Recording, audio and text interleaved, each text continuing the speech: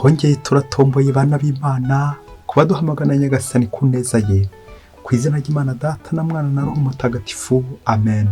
Amahoro bana b'Imana, nimuhumure, Imana iradukunda, ije kutujyana neza kuri uyu wa kane w'icyumweru cya kane cya Pasika, tariki 30 Mata 2026, ubwo tujye gusoza ukwezi twegerana n'Imana.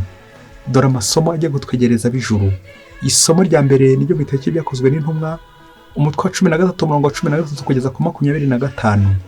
Bavuye mu kirwa cya Chypre berekeza muri Aziya, Paulo na bagenzi be bafatira ubwato i Pafo, bambuka bajya i Perge ho muri Pamfiliya. Nuko Yohana atandukana nabo yisubirira i Yerusalemu. Bo rero ngo bave i Perge barakomeza bagera i Antiyokiya ho muri Pisidiya. Ku isabato binjira mu isengero baricara. Nyuma y'isomo ryo mu gitabo cy'amategeko n'abahanuzi, abatware b'isengero babatumaho bati, bavandimwe, niba hari amagambo mufite yashishikaza rubanda, ngaho nimuvuge. Nuko Paulo arahaguruka, amaze kubacecekesha ikiganza araterura ati, Bayisiraheli namwe abatinya Imana, nimunyumve. Imana y'Isiraheli umuryango wacu yitoreye abasokuruza bacu, ibahakorokeye barabasuke mu gihugu cya Misiri. Hanyuma ihabavanisha ububasha bwayo bukomeye, ibitaho mu myaka 40 yose bamaze mu butayu. Nuko imaze kwimura amahanga 7 mu gihugu cya Kanahani, ibagabira icyo gihugu ho murage. Ibyo byose byamaze imyaka igera kuri 450. Hanyuma haca amanza kugera kuri Samweli umuhanuzi. Nibwo basabye umwami, Imana ibaha Sawuli mwene Kishi wo muryango wa Benyamini, amara imyaka 40 ku ngoma. Imana imaze kumuhigika, yishyiraho Dawudi ngo ababere umwami, ari nawe yatanzeho icyemezo ati, nabonye Dawudi mwene Yese umuntu nguye ku mutima, uzakora ibyo nshaka byose. Mu rubyaro rwe nk'uko Imana yari yarabimusezeranyije, niho ho yakuye Yezu umukiza wa Isiraheli. Mbere yo kuza kwe, Yohana yatangarije abayisiraheli bose batisimwe kwisubiraho. Nuko ajya kurangiza ubutumwa aravuga ati, ntago ndi uwo mukeka, ahubwo hari ugiye kuza nkurikiye, nkaba ntakwiriye no guhambura udushumi tw'inkweto ze. Iryo ni ijambo ry'Imana. Zaburi ya 89, tuzarimba iteka ryose impuhwe zawe Nyagasani. Nzarimba iteka ryose impuhwe z'Uhoraho kuva mu gisekuruza kujya mu kindi. Umunwa wanjye nzawumarisha ubudahemuka bwawe, kuko wavuze uti, impuhwe zashyiriweho ubuziraherezo, ubudahemuka bwanjye bushinze umuzi mu ijuru. Nasanze Dawudi yambera umugaragu, maze musiga amavuta yanjye matagatifu, ikiganza cyanjye kizamuramira, n'ukuboko kwanjye kuzamutize imbaraga. Ubudahemuka bwanjye n'impuhwe zanjye bizahorana nawe, maze azegura umutwe kubera izina ryanjye. Wazanyambaza agira ati, uri Data, uri Imana yanjye, uri urutare nkesha agakiza. Tuzaririmba iteka ryose impuhwe zawe Nyagasani. Nyagasani Yezu nabane namwe. Amagambo y'Evanjili ntagatifu yanditswe na Yohani, umutwe wa 13 umurongo wa 16 kugeza kwa 20. Muri icyo gihe Yezu yaramaze koza ibirenge by'abigishwa be, arababwira ati, ndababwira ukuri koko, nta mugaragu usumba shebuja, kandi intumwa ntisumba uwayitumye. Ubwo mumenye ibyo, muzahirwa nimubikurikiza. Simvuze mwese, abo natoye ndabazi, ariko ibyanditswe bigomba kuzuzwa ngo, uwo dusangira umugati niwe wanteye umugeri. Mbaburiye hakiri kare bitaraba, kugira ngo umunsi ibyo byabaye muzemere ko nduriho. Ndababwira ukuri koko, uwakiriye uwo ntumye ni njye aba yakiriye, kandi unyakiriye aba yakiriye uwantumye. Iyo ni Ivanjili ntagatifu. Abayoboke b'Imana, nimugire amahoro. Aha tugeze ni kuri buri munsi. Fungura buri munsi, ufungure buri munsi, ufungura abandi buri munsi. Ijambo ry'Imana buri munsi, ineza y'Imana buri munsi. Ahangaha kuri buri munsi, amasomo twateguriwe ni amasomo nyine adufasha gusoma Bibiliya. Tujya gusoma igitabo cyitwa Intumwa. Icyo gitabo cyitwa Intumwa kigizwe n'amashapitire 3, imitwe 3, ku buryo iki gitabo uraza gusohoka ngaha numara kugisoma nawe biraza kurangira ugikunze. Iki gitabo cyitwa Intumwa. Amashapitire rero naya cyangwa imitwe. Umutwe wa mbere ni inshinga gutuma, umutwe wa kabiri intumwa, umutwe wa gatatu ubutumwa. Ibi byose rero biradufasha kwakira neza iki gitabo. Uze kugisoma nawe mu rugo rwawe, ukomeze kugisoma, ukomeze gukizirikanaho igitabo cyitwa Intumwa. reka tukibumbure. Iyo yari kava, icyo cyari igipfuniko. Reka tubumbure icyo gitabo Intumwa. Turahera nyine ku mutwe wa mbere aho tujya gutangira dusoma, witwa gutuma. Mu kilatini ni inshinga bita mitere, bikavuga mu gifaransa envoyer. Gutuma, delege, delegatus, uwatumwe intumwa. Ahangaha niho hava n'amagambo dukunze gukoresha muri liturujia, dukunze gukoresha mu kiliziya. Mission, mitere, mission, ubutumwa, mission, aho dukorera ubutumwa kuri misiyoni, n'abamisiyoneri, abogezabutumwa. Ano hava noneho ijambo rikomeye cyane nshaka kuza gutindaho itsindagira ryitwa misa. Misiyo nyine, mitere, misa, misiyo. N'igihe umusaseredoti asoje ikoraniro, asoje misa, reka tuvuge gusoza misa, hari intero nziza agira ati, intero y'ikilatini ivuga ngo ite misa este, mu gifaransa bikavuga ngo ainsi c'est l'envoi. Noneho igihe cyageze cy'ubutumwa, nimujye mu butumwa. Nicyo bivuga, nimujye mu butumwa. Ite misa este, nimugende mu butumwa. Ni inshingano none ire, mugende, ale, kugenda. Ite, nimugende, integeko, nimujye mu butumwa. Igihe cyageze nimujye mu butumwa. Akenshi dukunze mu Kinyarwanda hari ukuntu babihinduye, baravuga ngo nimujyane amahoro ya Kristo. Nabyo nta kibazo kirabonekamo, kuko ubutumwa ni ubutumwa nyine bw'amahoro. Nta muntu wagiye mu misa ugaruka ngo shoze intambara. Yaba abategetsi bacu, abayobozi bacu bajyaga bajya mu misa, nta ntambara zakombye kongera kurangwa muri ibice byacu, mu mazu yacu, iwacu. Yaba abagabo n'abagore bitabiraga misa, nta gatangiza kongeye kubaho, nta ntambara, nta ntonganya mu ngo zacu. Yaba bihaye Imana bumvaga misa uko bikwiye, nta gushyamana byakongeye kubamo, nta kugambanirana, amashyari, amatiku, amanyanga, uburyarya n'ibindi bidakwiye, kuko abumvise misa nyine uko bikwiye. Misa, ite misa este, nimujye mu butumwa. Iyo wagiye mu misa uhinduka intumwa, ariko nanone ushobora no guhinduka agatumwa. Uze kureba nawe iyi nshinga uburyo uyitondagura. Mitere, envoyer, gutuma, misa. Ese Nyagasani nawe ajya gutuma agukura hehe? Nta handi azagukura usibye mu isengesho, igitambo cy'ukarisiya, ya misa wagiyemo. Nuko nawe Nyagasani yamara kuguha ubutumwa akubwira ati jyana amahoro ya Kristo, nimugende, nimujye mu butumwa kogeza ingoma ya Kristo, kogeza Kristo amahoro, ingoma y'amahoro. Umutwe wa mbere wawumvise. Reka tujye ku mutwe wa kabiri w'iki gitabo Intumwa, ano nyine witwa Intumwa. Turabizi mu mateka intumwa za Yezu ni 12, tuzi n'amazina yazo, ariko muri izo ntumwa Yezu yatoye hari n'indi ntumwa yatoye amaze kuzuka. Kumvise yari ku nzira y'i Damasi, ariyo Paulo. Sauli randotereza iki? Ni intumwa Yezu Kristo yatoye amaze kuzuka. Uyu munsi twamumvise mu isomo rya mbere intumwa Paulo ndetse na Barinaba bari i Antiokia muri Pisidiya, barimo bogeza Kristo. Turabumva abakuru b'umuryango bati niba hari amagambo mufite ashikaza imbaga ngaho nimuvuge. Babatumyeho intumwa nyine. Ubutumwa bwabo ni ugutangaza amateka yo gucungurwa kwacu. Ibyanditswe bitagatifu ko bivuga gucungurwa kwacu Abayisiraheli, n'uburyo batowe, n'uburyo ari waje kuvuka umukiza Yezu Kristo wacunguye abantu. Ngo ubutumwa nginca make y'ubutumwa, economie du salut, l'histoire du salut. Na nicyo nyine intumwa ziri kuvuga, nta kindi zashobora kuvuga usibye ubutumwa bwa Yezu Kristo. Paulo soza ubutumwa atanze, arasoreza kuri Yohani Batisa. Yohani Batisa nyinteguza ya Mesiya, hari wari wamutumye.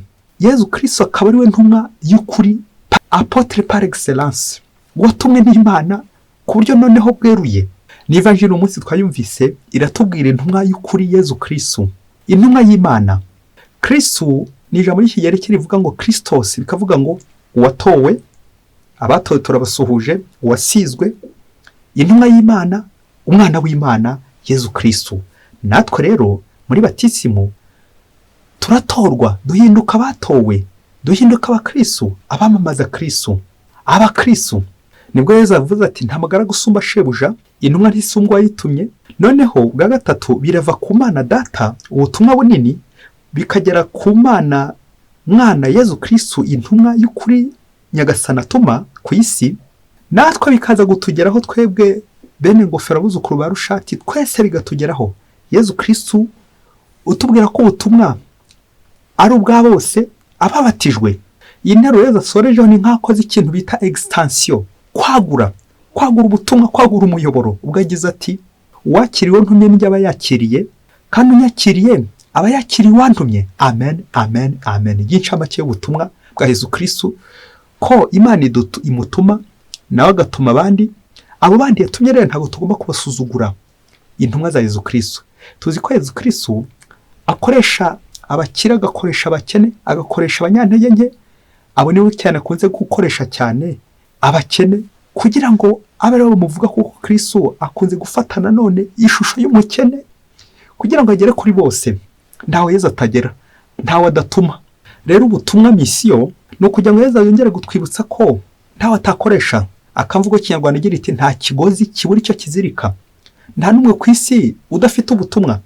Hari igihe tujya tugwa mu gishuko tukagira ngo ubutumwa nubwo abayobozi bakomeye ba Kiliziya Gatolika, ati ba papa, abepiskopi n'abandi babafasha, nyamara umukristo wese yava akagera afite ubutumwa.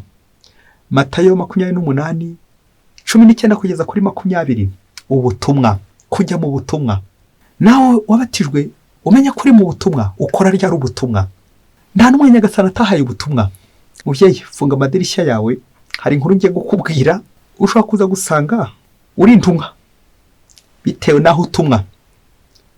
Umunsi umwe hirya kure cyane muri Afurika, ngo habayeho umusore n'umukobwa baza gufata icyemezo cy'uko bagiye kujya bakorana ingeso mbi z'uburaya, dore ko ushobora kuba indaya isaha imwe, umunsi umwe, icyumweru, umwaka, n'igihe kirekire bitewe n'uko ushaka kumera. Nuko wa musore na wa mukobwa bafata icyemezo cy'uko bagiye gukodesha inzu, icyumba bazajya bakoramo izo ngeso mbi, kandi bakabikora ntawe babonye, ntawe urabutswe. Bashaka gushyigikira ndetse no gusigasira icyubahiro cyabo, hato hataza kugira ubakeka ngo hari ibyo bakora, ngo hari ibyo babamo, bakabikora rwihishwa. Bafata icyemezo nyine cy'uko badashaka gushinga urugo ngo babane nk'umugabo n'umugore, ahubwo bazajya babana nyine kuri ubwo buryo bwa rwihishwa, ntawe ubimenye, ntawe birabutswe. Nuko bamaze gukodesha inzu bazajya bakoramo nyine iyo misiyo ya seki, birumvikana ngo ku munsi wa mbere bagiye gutangira nyine, bagiye kubona agakecuru karatambutse. Nuko baravuga bati uko biri kose kararengeye, karagiye. Kandi ka mwanya bagiye kubona babona aragarutse. Umukecuru ko ari kutuvangira bimeze bite? Nuko wa munsi wabo wa mbere urarangiye, ntacyo bagezeho, ntacyo bakoze, kubera kagakecuru babonye kagenda, ka mwanya abonye kagarutse. Ati umukecuru ashaka kutuvangira, ashaka guturaburiza. Nuko umunsi wa kabiri uragera, nabwo nanone baza biteguye. Nuko bagiye gutangira ya misiyo yabo kuko babiteganyije. Kagakecuru nanone kaba kongeye karatambuka, dore ko katambukaga nyine mu gitondo mu rukerera. Babarakabonye, nabo bashakaga uburyo bazinduka kugira ngo misiyo yabize kurangira ntawe babonye. Kagakecuru bavuga ati uko biri kose kani gatumwa, kuki kari gutambuka? Bafata icyemezo cy'uko bagiye kugaherekeza, bagakageza mu nzira. Ubundi bamara gukageza mu nzira babonye aho karengeye, bakigarukira, bakisubirira mu byabo, bagatangira. Bakagejeje mu nzira, kamwanya bagiye kubona karahindukiye. Nanone ntibagira icyo bakora. Burira buracya, ubaye umunsi wa gatatu. Nanone bazinduka, none bavuga bati aka gakecuru noneho uko biri kose ntabwo kaza gutambuka. Nanone kuri ya masaha karatambuka, karagenda, kabatambukaho, ntacyo kavuga. None bafata icyemezo bati ejo twakagarukije mu nzira, reka noneho tugaherekeze, tukagezeyo turebe ahantu karengera, ubundi tugaruke tukore ibyacu. Agakecuru baragaherekeza. Ngo bageze ku muryango w'inzu bajyagaho, babona karinjiye. Nuko barigarukira bo kugira ngo bagire bate akomeze ibyaho. Bagezeyo wa mukecuru bahindukiye nanone, mbegera araturaburije nanone. Umunsi ubu urarangiye. Ku munsi wa kane noneho baravuga bati uko biri kose uyu mukecuru noneho reka tuzinduke. Umukecuru ataratambuka. Nanone bagiye kubona wa mukecuru aratambutse. Baravuga bati noneho tugende tumuherekeze. Baramuherekeza bamugeza, noneho barinjira muri ya nzu wa mukecuru yajyaga ajyamo, bagumana nawe. Bamaze kugumana nawe, baravuga bati turaza kumucika tujya kurangiza ya misiyo. Nagiye kubona abona wa mukecuru n'ubundi igikorwa yaragiye gukora kirarangiye, nuko basubira nayo neza neza, arabavangira abura ukuntu babigenza. Ubaye umunsi wa 5 barazinduka n'ubundi kugira ngo cya gikorwa bakirangize. Bahageze n'ubundi wa mukecuru none aratambuka neza neza, abura ukuntu babigenza. Bafata icyemezo cy'uko bagiye kumuherekeza, noneho bagahaguma bakaza gushaka agahe bakamwibeta, ubundi bakagenda bakamusiga. Ngo bagezeyo hahandi wa mukecuru yajyaga ajya mu ryari isengesho, yari misa atasibaga buri munsi. Wa musore na wa mukobwa nabo bakomeza kumva ya misa, ariko bacunze ko iyo misa nirangira baza gucika wa mukecuru bakagenda. Nanone misa irangiye, noneho batangiye kumenya ko ari isengesho ari misa, nabwo ntibabishobora. Wa mukecuru nanone atambuka kuri ya nzu bari barimo. Wa musore na wa mukobwa nanone uwo munsi bapfira ubusa. Ku munsi wa 6 nanone bigenda kwa kundi. Nuko ku munsi wa 7 bavuga bati ko biri kose noneho nta kabuza uyu mukecuru turaza kumusiga mu misa, ubundi twigarukire. Ngo bageze mu misa, urumva uburyo bagiye kumva misa kugira ngo bakomeze gucunga umukecuru. Ngo bageze mu misa, misa isohotse isoje ihumuje, ngo padiri atagitangaza ati abasore n'abakobwa bifuza kubana ku buryo bwa gikristo baze kwiyandikisha kugira ngo batangire bigira umubano, ubundi bazashyingirwe vuba babane. Uzi ko ngo wa musore nawe umukobwa ngo guhera ubwo bagiye kwiyandikisha batanye inyigisho z'umubano, igihe cyaje kugera barabana. Ngo muri wa mubano wabo nibwo baje gusubiza amaso inyuma, bafata inzira bajya gushimira umukecuru bati mukecuru warakoze, niwe watumye tubana, kuko iyo tutakiza gukomeza tugukurikira ugiye mu misa ntabwo twari kumva ririya tangazo, ntabwo twari kumva iriya misa, twari gukomeza tukibanira muri ubwo buzima, mu buzima bw'uburaya nibwo bwari bugiye guturanga. Ariko warakoze kuba waragiye utambuka ukazitira imigambi misha twari twapanze, none tubanye neza umugabo n'umugore kubera inzira wagiye uturangira, inzira y'ubukristo. None natwe byatumye dukunda misa, ubu ntacyo watubeshya, ntacyo waduha cyatubuza kujya mu misa buri munsi.